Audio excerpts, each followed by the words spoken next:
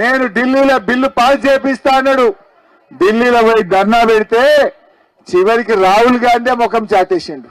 నేను అడుగుతున్నా రేవంత్ రెడ్డి గారు, నువ్వు రాహుల్ గాంధీనే ఒప్పియలేదు, నువ్వు కేంద్ర ప్రభుత్వాన్ని ఆడికెళ్ళి ఒప్పిస్తావు. నువ్వు ఢిల్లీలో ధర్నా పెడితే రాహుల్ గాంధీ ఢిల్లీలో ఉండి నీ ధర్నాకు రాలేదంటేనే నీ పటార ఏ పార్టీదో, బీసీల మీద నీ ప్రేమ ఏ పార్టీదో అర్థమైతా ఉంది.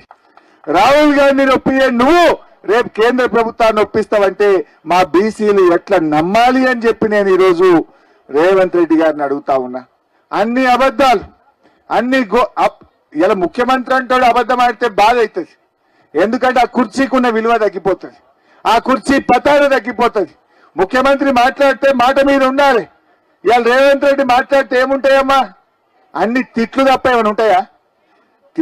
పేగులు కూడా వీకి మెడలేసుకుంటా, కండ్ల గుడ్లు కూడా వీక్తా, గోటీలాడతా, సీర్తా, సంపుతా, తొండలు, ఇవి తప్ప ఎవడన్నా ముఖ్యమంత్రి ఓ పనికొచ్చే మాట మాట్లాడిండా?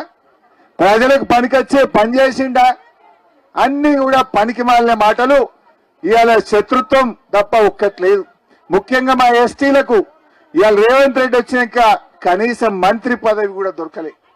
కేసీఆర్ ఉండగా లంబాడి బిడ్డ సత్యవతి రాథోడ్ గారిని గొప్పగా మంత్రిగా పెట్టుకున్నారు. ఇవాళ అక్క రావాల్సి ఉండే, ఇంకో మీటింగ్ పడి ఇవాళ రాలేకపోయింది. ఇవాళ ఏడాది అర్థమైన ఎస్టీలకు ఇవాళ లంబాడీలకు కనీసం మంత్రి పదవి కూడా లంబాడీలకు ఇవ్వకుండా ఈ రేవంత్ రెడ్డి అన్యాయం చేసిండు. కేసీఆర్ గారు లంబాడీల గౌరవాన్ని పెంచిండు.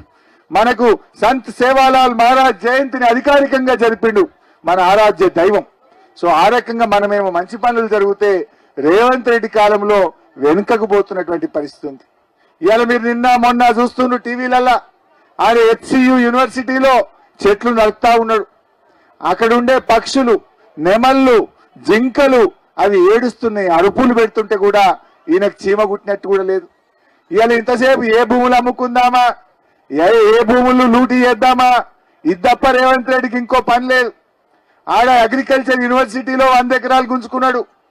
ఇవాళ ఇప్పుడు మళ్ళా 400 ఎకరాలు హైదరాబాద్ సెంట్రల్ యూనివర్సిటీలో గుంజుకొని దాన్ని అమ్ముకుంటాడట. ఇవాళ భూములు అమ్ముకోవడానికే నువ్వు ముఖ్యమంత్రి అయినవా? అదేనా నువ్వు చేసే పని? నువ్వు పేదలకు ఇచ్చిన మాటలు ఏమైనాయి? పేదలకు ఇచ్చిన హామీలు ఏమైనాయి? ఒకసారన్నా రా ఏదైనా ఊర్లకు. నేను రేవంత్ రెడ్డిని అడుగుతా ఉన్నా, బాగా చెప్తున్నావు కదా రుణమాఫీ అయిపోయింది అన్నాడు. అయిపోయిందా అమ్మాయి అందరికి? అయిందా రుణమాఫీ? మా బోయినకుంట తండ కదా ఇది. రేవంత్ రెడ్డి నువ్వు పాలమూరు బిడ్డ అంటున్నావు కదా, నేను రేవంత్ రెడ్డిని కోరుతా ఉన్నా, దమ్ముంటే గన్మెన్లు లేకుండా, పోలీసు వాళ్ళు లేకుండా మా బోయినకుంట తండకు రా, రుణమాఫీ అయిందా లేదా మా వాళ్ళు చెప్తారు. నువ్వు రా, నిజంగా చేస్తేనేమో పూలు చల్లుతారు, చేయకపోతే మరి నువ్వు చేసిన అంటున్నాడు. అసెంబ్లీలో చెప్పిండే అయిపోయింది రుణమాఫీ అంటుండు. అయిపోయిందా? అందరికి వచ్చిందా రుణమాఫీ? మరి రా బోయినకుంట తండకు రా. నువ్వు పాలమూరు బిడ్డవైతే, నీకు పౌరుషం ఉంటే, నువ్వు నల్లమల జంగల్కెళ్ళి వచ్చినవైతే పోలీసు వాళ్ళు లేకుండా రా మా తండకు రా. రుణమాఫీ అయితే పూలు చల్లుతారో లేకపోతే ఏం చేస్తారో వాళ్ళ ఇష్టం, ఇక వాళ్ళ ఇష్టం. ఎక్కడికైనా రావాలంటే ముంగడ మొదలు పోలీసు వాళ్ళు వచ్చి పిల్లల్ని పట్టుకపోతురు, బీఆర్ఎస్ కార్యకర్తల్ని పట్టుకపోతురు, కేసులు పెడుతుండు. ఇదేనా ప్రజాస్వామ్యం?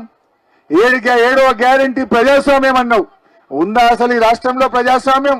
నిన్న కాలేజీ పిల్లల్ని పాపం గొడ్డులు కొట్టినట్టు కొట్టిండ్రు. ఈపులు గమిలిపోయినాయి పిల్లలై. నిరుద్యోగ యువతకు 2 లక్షల ఉద్యోగాలు ఇస్తాయి ఏడాది లోపల అన్నాడు. ఏడాది అర్థమైంది 2 లక్షలు కాదు కదా, 5,000 ఉద్యోగాలు కూడా రేవంత్ రెడ్డి ఇయ్యలే. అన్ని అబద్ధాలు, అన్ని గోబల్స్, మాయ మాటలు చెప్పిండు. గద్దెనెక్కి ఇలా మోసం చేస్తా ఉన్నాడు. అందుకే ఇలా అందరూ కేసీఆర్ సార్ను యాడ్ చేస్తుండ్రు. కేసీఆర్ సార్ ఉండగా ఈ రియల్ ఎస్టేట్ బ్యారెన్ చేద్దరు మా పిల్లలు. వీళ్ళందరూ కూడా 12 మంది రియల్ ఎస్టేట్ మీద బతికిరు. ఇప్పుడు ఆ మోటార్ సైకిల్ వాడు గుంజుకపోతుండు, ఫైనాన్స్ వాడు, కార్లు ఫైనాన్స్ వాడు గుంజుకపోతుండు. బేరం బంద్ అయింది, ఫైనాన్స్ కూడా బంద్ అయిందట. ఫైనాన్స్ కూడా బంద్ అయిపోయింది. ఇక బండ్లు గుంజుకపోవడు వీడికి వచ్చింది కథ. కేసీఆర్ ఉన్నప్పుడు 3 పువ్వులు 6 కాయల్లాగా ఉండే, అందరూ బతికిండ్రు, చేతిలో పైసా కనబడ్డది. ఇప్పుడు అప్పు కూడా దొరుకుతుంది. ఎవడన్నా అప్పు అడిగితే అదే పోతుంటాడు, మళ్ళీ కనబడతలేడు. అప్పు అడుగుతాడేమో ఫోన్ కూడా రావటని పరిస్థితి వచ్చింది. ఇవాళ రేవంత్ రెడ్డి పాలనలో తెలంగాణ తిరోగమనం అయిపోయింది. అన్ని పిచ్చి పిచ్చి పనులు, హైడ్రా పేరిట పేదోళ్ళ ఇల్లు కూల్చిండు. మూసి బ్యూటిఫికేషన్ పేరిట నానా హంగామా పెట్టి గరీబోళ్ళ ఇల్లు కూలగొట్టిండు. కూలగొట్టుడు తప్ప కట్టుడు తెలియదు ఈ రేవంత్ రెడ్డికి. అందుకే ఈ రాష్ట్రం ఇలా ఆగమాగం అవుతున్నది. ఇక జరిగింది. మళ్ళా మనం కూడా జాగ్రత్తగా ఉండాలి. ఇంకెవడన్నా మళ్ళీ బీజేపీ వాడతాడు నడిమిట్లా, వాడిని నమ్మి ఎంపీ గెలిపించిండ్రు. ఏమైంది? ఏమన్నా రూపాయి వచ్చిందా? ఢిల్లీకి వెళ్ళి రాలేనా? గల్లీకి వెళ్ళి రాలే. గల్లీవాడు సున్ననే పెట్టిండు, ఢిల్లీవాడు సున్ననే పెట్టిండు. తెలంగాణకు శ్రీరామ రక్ష మన బీఆర్ఎస్ పార్టీ, మన కేసీఆర్. అందువల్ల మనం ఎప్పుడైనా కేసీఆర్ ని కాపాడుకుంటే ఆయన మనని కాపాడుకుంటాడు. కేసీఆరే ఇలా తెలంగాణను మంచిగా కాపాడిండు. కానీ ఇలా వెనకటేడు అంటే చూడు, ఎక్కువ తక్కువ వాగుతాడు. రేవంత్ రెడ్డిది ఒర్రుడు ఎక్కువ, పని తక్కువ. కేసీఆర్ ఏమో మాట్లాడు తక్కువ, పని ఎక్కువ. గది ఆలోచన చేయాలి. పనిమంతుడు కావాలన్నా, ఒర్రుబోతులు కావాలన్నా మనకు.